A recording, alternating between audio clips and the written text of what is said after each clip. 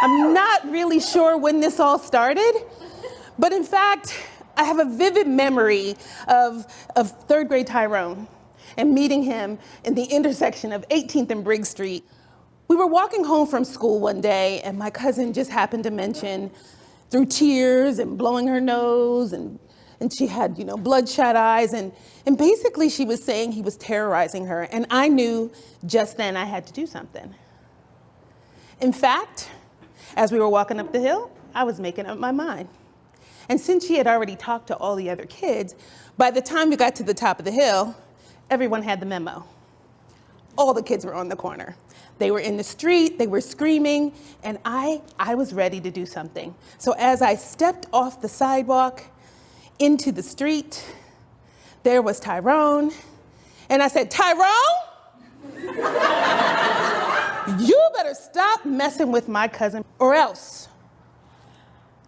I actually didn't have a plan for what was going to happen after that, but in fact, I didn't have a plan, but I had a purpose. And my purpose was to alleviate her oppression. I wanted to stop the madness that Tyrone was inflicting on my cousin. And so just as I was formulating my backup plan and the backup to the backup plan, I actually ended up with them pushing Tyrone right into me. So he's pushed, he's swinging, and up goes my Raggedy Ann lunchbox, caught the blow, and the next thing you know, I panicked. And I bit Tyrone on the top of his head. Everybody was howling. And he ran away crying and screaming, and I was declared the winner of the fight. So, this is a public service announcement. I am not advocating violence. But this little story brings me to the idea that with your allyship, it's all about adjacency. And adjacency through kindredness, through proximity sometimes, and sometimes the urgency of the moment. So in this case, my cousin was feeling bad, and I decided I was gonna do something for her and with her. I see her, I feel her, and I stood with her. So that brings me to introducing you to my business. It's all around supporting and standing up for LGBT-owned businesses. Let me tell you a couple stories about 3 of the people I met through my allyship and connecting with these gay-owned businesses. There were 2 men and 5 dogs. Actually, there were 2 gay men and their 5 kids. Gaijin, Tetsu, Ninja, Buki, and Yuki. And they actually lived upstate New York, where they had a place that they called Priscilla Park. So on the drive up there, I was going to talk to them because they owned a technology startup. Here are these guys, one a lawyer, one an artist, both over 40, decided they were going to invent a new technology to solve a problem, a common problem we all know about. You've seen, they were looking at tsunami videos. And actually, when you watch those videos and you're horrified by the water and the trees and the cars going by and people stranded on top of cars and on top of buildings, and they have their phone. And there's helicopters and all kinds of cameras, but no one can communicate. They set out and created a badass technology to solve that problem. The issue was being, husbands over 40 and not technologists, finding investors is kind of an uphill battle. So what did I do? I could see them. I could feel them, and I was ready to stand for them. We put them in our magazine on the cover, and it was just amazing, the reception they had with their new business, their technology. They were able to relay their story and fast forward, a lot of time and really get out there and get the support they needed from corporate America. In addition to Jack and Simon, that was their names, I was summoned actually to the National LGBT Chambers DC offices, their headquarters, because they had just run a program called Many Faces, One Dream. And they did this in conjunction with the US Small Business Administration, the National Black Justice Coalition, and the LGBT Chamber. So check this out. Tasha was actually a young woman. She had just started her business, long locks, very bright and happy. And she was talking about Jesus a lot. She was very religious. So she goes on and talks about her basketball career as a Division I basketball player and playing overseas, playing basketball, and then coming back to the States. And really her career just was putz because of the economy had dropped. So she had to find a new way to make a living. And Tasha opened up a business, a facilities management business.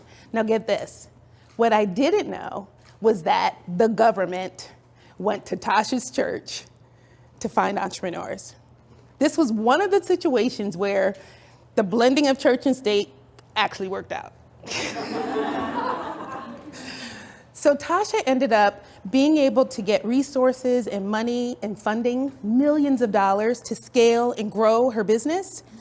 And it was just an amazing success story. Tasha literally went from having nothing in terms of a business, a failed economy, but starting her business, and now has a lot of, large contracts with major government agencies. In addition to Tasha, another great person that I met was Kyler Broadus.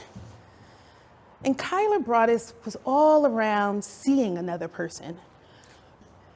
Literally, the thing you need to know about Kyler is just, Kyler's a trans Black man. Kyler spent the first 30 years of his life as a silenced Black woman, and the latter 25 years of his life as a marginalized Black man. So this guy, he had a perspective. And his sense of agency around being the man that he was really compelling. So what happened was I caught up with Kyler on LinkedIn, as we do these days. And we were exchanging messages, and I was really trying to find out if Kyler knew of some young leaders. We feature young leaders in our magazine all the time, 40 leaders under 40. And Kyler was flattered that I was saying, and Kyler, if you happen to be of the age, you can be in the list. Kyler said, bless you, but no, I'm 55. So the story goes on that Kyler actually, he really starts to explain to me some of the stuff he's seen and the things he's kind of had happen throughout his life. In fact, Kyler was an activist, a lawyer, and a professor. But most of what he was doing was focused on being that activist. And in his mind, he was just a one-dimensional character to people. People only knew Kyler's activism. And that just stuck with me. He's like, Robin, people don't really see all of me. And I was like, I see you, Kyler. I feel you, Kyler. I'll stand with you. We put Kyler's story in our magazine. So originally it come out as a lesbian in the Midwest, and then later came out as a trans man. And then in our magazine, he came out as a trumpet player, playing the low brass and trumpet. And it was just a fascinating story. I think the main takeaway from Kyler was the whole idea that sometimes people who are activists and leaders, they really, really are desiring for you to see their full selves, who they really are. And there was something really magical about Kyler. He actually was born the day that Martin Luther King gave his I Have a Dream speech as that Black woman in the Midwest.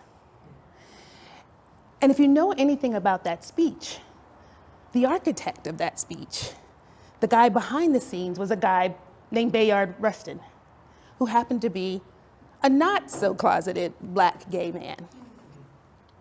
So imagine that. It's 1963. There's this large gathering. It's all about the rights of African Americans. And literally, the guy who's architecting it, the Black man, can't be his full self. I can only imagine that Bayard was thinking, well, maybe he couldn't even think of or dream of the Kylers that were going to be in our future. That was magical to me. And that moved me. Kyler's a kindred spirit. And it was just really easy to share his story in our magazine so that people could understand when you have activists and leaders out there, they're really taking the hits. And we have to love them up, and we have to see them for who they are and share their stories. I encourage you to share those stories. So that's where we are in the talk. I'm inviting you to be an ally with me. Who are you not seeing in your life? Who do you have to take another look at just to realize and understand what might be oppressing them? How can you take your privilege? For me, my original privilege, I was a whole 6 inches taller than Tyrone. And I was a 4th grade girl. I'm inviting you all to look in your lives, find the places where you can be an ally. Let's rise together and let's make a difference.